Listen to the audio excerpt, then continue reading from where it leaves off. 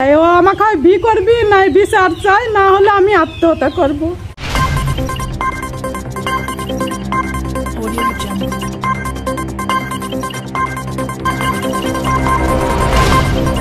প্রেম মানে না কোনো বাধা নিষেধ। প্রেম এক আত্মার আত্মীয়, হৃদয়ের প্রতিটি স্পন্দনের অনুভূতির নাম প্রেম। আজ দেশবাসীর সামনে এমনই একটি পরকীয়া প্রেমের কাহিনী তুলে ধরব, যা শুধুমাত্র সিনেমা নাটকেই মানায়। এমনই প্রেমের ঘটনা ঘটেছে কুষ্টিয়ার দহকুলা গ্রামের মণ্ডলপাড়ার 50 বয়স্ক শাহিনুর খাতুনের সাথে। অবৈধ প্রেমের সম্পর্ক ছিল মিজান ব্যাপারীর। এ ব্যাপারে শাহিনুর খাতুন বলেন, আমার নাম মোসাম্মদ শাহিনুর খাতুন। ঘটনা, ওনার সঙ্গে আমার এর আগে সম্পর্ক হয়। সম্পর্ক হওয়ার পরে ও তখনই বিয়ে করতে না চালি। ওনার নাম মিজানুর রহমান মিজা। পরে যখন বাইরের মানুষ নানান কথা কয়, তখন আমি কই আমরা সব বিয়ে করি না করি, তুমি এরকম আমার বাড়ি আসা যা করো, মানুষে খারাপ কয়। আমার ছেলে ডাকি জিজ্ঞাসা করে, পরে কয়েছে যে আমি তোমাকে বিয়ে করবো। এর আগে এরকম পুলোপান দেখা কয়েটায় বিয়ে মেয়ে না করে থাকলো। এরকম 6-7 মাস মতো আসা যা করতো, তারপরে বিয়ে না করতে চাইতে আমি ওর কেস করেছিলাম, ধর্ষণ কেস। 7 মাস 8 মাস আগে কেস করছিলাম। কেস করার পরে ধরা পড়ছিল। যেদিন কেস করেছি তার পরের দিনই ধরা পড়েছে। ধরা পড়ে আমার কাছে ফোন করে কান্নাকাটি করতেছিল। তখন আমারও খারাপ লাগতেছিল যে একজনের সাথে সম্পর্ক করেছি, সে মানলো না বলে আমি কেস করলাম, এই করলাম সেই করলাম। করার পরে কান্নাকাটি করতেছিল, করি জেলখানায় গেল। পরে এখান থেকে গ্রামের মন্ডল টন্ডলরা ও কয়েছে যে হেলো আমাকে নিয়ে আসি, বিয়ে দিয়ে নিয়ে যাও জেলখানার থেকে, থানার থেকে নিয়ে আসতে বলছিল। তারপরে এখানে টাকা পয়সা নিয়ে আসছিলাম, বলছিলাম বিয়ে না হওয়া পর্যন্ত আমি বের করতে যাব না। পরে মন্ডল টন্ডলটা চলে আসলো। উনি আর এই ভাটারে যে পার্টনাররা, ওরাই বেশি দুষ্টু, ওর কারণে আরও বেশি পার পায়। পরে ওরা চলে আসলো ওর কেসের জন্য, কেসের করার জন্য। ওর চাচা, ওর ভাই, ওর সবাই আমার কাছে কান্নাকাটি করে, হাত ধরে, জোড়া ধরে, পায়ে ধরতে যায়। সেসব দেখে শুনি আমি বললাম যে আমার বিয়ে দাও, বিয়ে দেওয়ার পরে আমি বের করব। বলছে যে না, বিয়ে দেওয়ার পরে আর বের করা দেন না, আগে বের করো, বাড়ি আসি বিয়ে করবি না। বললাম না, বাড়ি আসি বিয়ে করবি না, দরকার হলে বাড়ি এসে আমাকে ওর ডিভোর্স দিয়ে দিই, তাও আমি সমাজে এসে দাঁড়াতে পারবো, চল দুটো বুকি করি। বললো যে না, আমি একটা সম্মানীয় লোক, ওর চাচা ওই কথা কলো, ওই কথা কয়, কান্নাকাটি করছে। পরে আমি বিশ্বাস করিনি। তখন বলছে যে যদি কোরআন মিথ্যে হয়ে যায় তাও আমার কথা মিথ্যা হবে না। ওই কথার উপরে আমি জামিন করে নিয়ে আসি।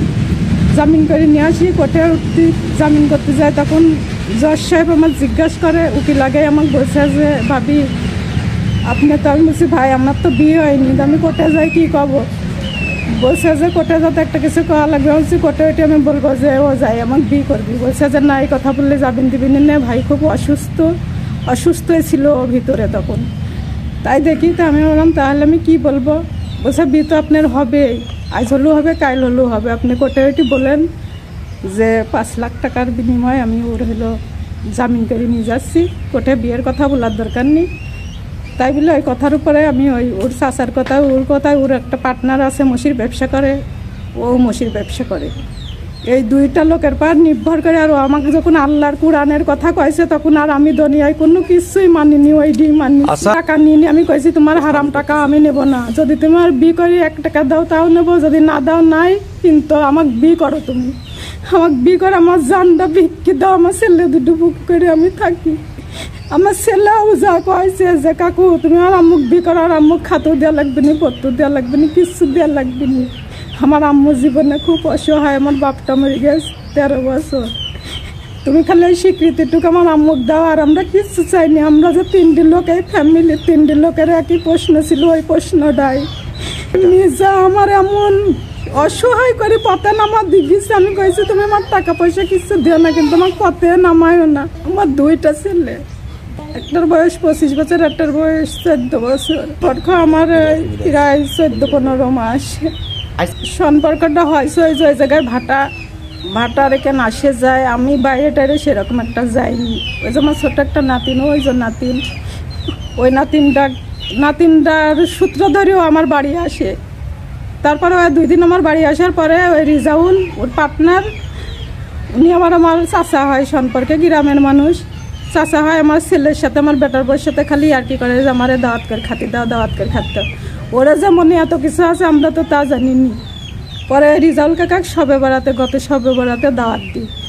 দাওয়াত দিলে ওই মিজাক সাথে করে নিয়ে আমার বাড়ি আসে। তারপরে মিজা আমার বাড়ি আসা যাওয়া করে। আসা যাওয়া করতে করতে একটা মানুষের পিছনে লাগলে কোনোদিনও ভালো থাকা যায় না। যদি তাই থাকা যেত তাহলে আমার ছোট্টবেলায় 12 বছরের সময় বিয়ে হয়েছে এই চোখের নলের ওই পারে আমার মারে বাড়ি। কোনোদিন কেউ বলতে পারবি না আমার সামনে আসে যে শাকিলির আম্মুরে এই দোষ না ওই দোষ।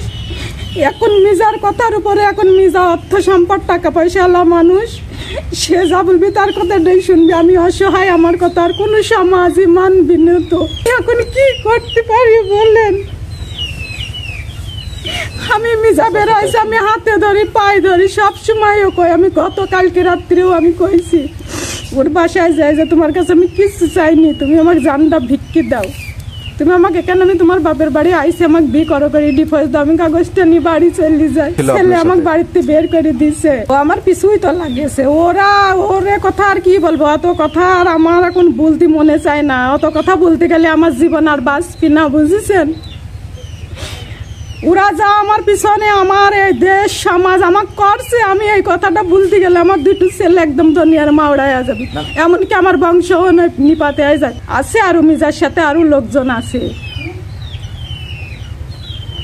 তা নাহলে মিজা এত সাহস পাই না। আমি কিন্তু এই সমাজের মন্ডলের ছোট ভাই বোন সম্পর্কে মিজা কোথায় জানিনি। আমি মিজার বাড়িতে 2 দিন ছিলাম। কালকে এই যে গত রাত্রে আমি সন্ধ্যায় বাড়ি আইছি। আমি ওর বাড়ি গেছিলাম, ওর চাচা আমার সাথে করে সবকিছু করেছে। আমি কইছি কাকু তোমার ছেলের জন্য আমার কাছে জান ভিক্ষি চাইছো, আজকে আমি তোমার কাছে আমার জান ভিক্ষি চাইতে আইছি। শেষ ছেলে বুঝাতে পারিনি, ছেলে বলিস আমি চাচার ধার ধারিনি। কিন্তু যেদিন ও জেলখানায় ছিল চাচা ছাড়া আর কেউ ছিল না। আমাকে ওর চাচার বাড়ি রাখি থি, ওর চাচা বাড়ি ঘর ধর ওই রকমই আমার উপর দিতে চলে গেছিল। পরে আবার ওর মিজার ছোট ভাই বউ আমার ঘরের থেকে বের করে ঘরে তালা মারি দেয়। পরে আমি সন্ধ্যায় মিজার সাথে গতকালকে রাত্রিও কথা বলেছি ওর বাসায় থেকে। আমি বললাম আমি তোমার বাসায় আইছি, তুমি এখানে আসো, আসি এই ঝামেলাটা মিটা দাও, তুমিও ভালো থাকো আমিও ভালো থাকি। কিন্তু একটা মানুষই না, যদি মানুষ হয়তো ওর একটু ভিতরে রহমত আসতো। কয় আমি দাদার না, আমার ফোনে ফোন দিও না, আমাকে আসি এই বিয়ের কথা টথা বললে আমাকে নানান রকম হুমকি দেখায়। কি বলে? বিয়ের কথা বলবা না, আমার সাথে ফোনে কথা বলবা না। আমি বলেছি তোমার তো আমি কিছুই নিনি, তুমি যদি একটু ফোনেও আমার সাথে কথা না বললে আমি তো জীবনে বাঁচতেই পারছি না। ধানাই বানাই করে বিভিন্ন ভাষা দিয়ে কথাবার্তা বললে। আমি এখন ওর বিচার চাই, ও আমাকে হয় বি করবি নাই বিচার চাই, না হলে আমি আত্মহত্যা করব। আমার জীবন বাঁচানোর মতন আর কোনো পথ নাই, আর কোনো সময়ও নাই। মিজান ব্যাপারীর কাছে পরকীয়া প্রেমের বিষয়ে জানতে চাইলে তিনি ক্যামেরার সামনে কোনো কথা বলতে রাজি হননি। Masud Khandakar, news 24 views, Kushtia.